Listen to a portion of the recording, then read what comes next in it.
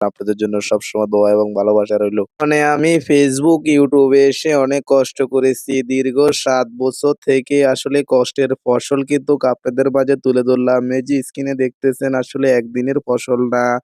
অনেক কষ্টের বিনিময়ে কিন্তু এই জিনিস অর্জন হয়। আমরা কিন্তু ঈদ মানে খুশি, ঈদ মানে আনন্দ। আমাদের সবার জীবনটাই এমন। আসলে দেখতে, দেখতে গ্রামের বাড়িতে আসলাম। বাচ্চাদের সাথে দুষ্টামি, ফাজলামি আর এদিকে ওদিকে ঘোরাঘুরির মধ্যে আসলে ঈদের আনন্দটা ভাগাভাগি করে সবাই নেয়। প্রিয় ভালোবাসার ভাই বন্ধুরা, আমি মোহাম্মদ রমিজ আলী আপনাদের সবার ভালোবাসার মানুষ। আসলে এই যে বাচ্চাদের ছোটবেলার সেই কথাগুলো আসলে মনে পড়ে গেল। অনেক মিস করলাম। পরে বাচ্চাদের জন্য এই ডুনডুনিটা বানায় দিলাম। আমাদের আঞ্চলিক ভাষা বলে ডুনডুনি। তো এই ডুনডুনিটা বানানোর পরে আসলে আমার ভাতিজা এবং কি আমার মেয়েরা সবাই ডুনডুনিটা দিতেছিল। আমার ভাই কিন্তু পাশে বসে, বসে মোবাইলে গেমস খেলতেছিল। আমি একপাশে বসে রইলাম। একবার চিন্তা করলাম ভালোবাসার বন্ধুদের সাথে জিনিসটার কথা কার না মনে পড়ে। আসলে ছোটবেলায় এগুলা করতে একটা মজাই থাকে আলাদা। প্রিয় ভালোবাসার বন্ধুরা আসলে কি বলবো বলার মতো ভাষাই আসলে আমার জানা নাই। যেহেতু পড়ালেখার যোগ্যতাটা খুবই সীমিত। যাক আলহামদুলিল্লাহ তারপরেও আপনারা আমার ভিডিওগুলাকে লাইক, কমেন্ট, শেয়ার করেন। তো অনেকেই জানি না। যাক আলহামদুলিল্লাহ প্রিয় বন্ধুরা আপনাদের লাইক, কমেন্ট, শেয়ারের বিনিময়ে সম্ভব একটা জিনিসকে সম্ভবে পরিণত করে দিয়েছি। আলহামদুলিল্লাহ অবশেষে পুষ্কুনিতে নামলাম মাছ ধরার জন্য। আমার ভাই কিন্তু আমাকে ভিজে দিতেছিল। তারপরে আমি কিন্তু চলে গেলাম। এই যে দেখতেছেন আমার ভাই কিন্তু কাদামাটি নিয়ে আমাকে মাখার জন্য চলে আসলেন।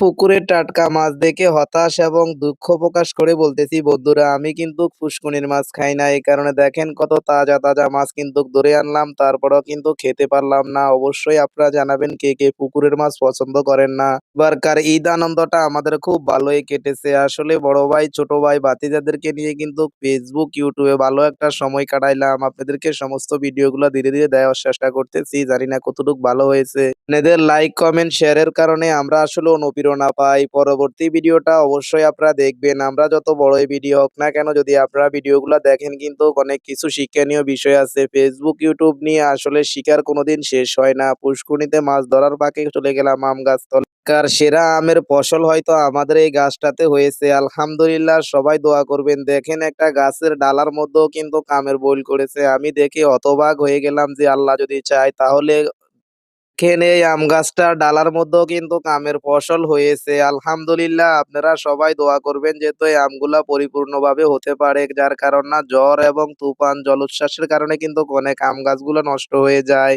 আমার বড় ভাই কিন্তু বসে রয়েছে। সে কিন্তু বসে, বসে মোবাইল শরীফ টিপতেছে। তারপরে আমরা কিন্তু চাচা ভাতিজা বসে, বসে অনেক দুষ্টামি ফাজলামি করতেছি। আসলে গ্রামের বাড়িতে আসলে কিন্তু দুষ্টামি ফাজলামের মাঝেই কিন্তু দিনটাকেই আসলে আনন্দময় করা যায়।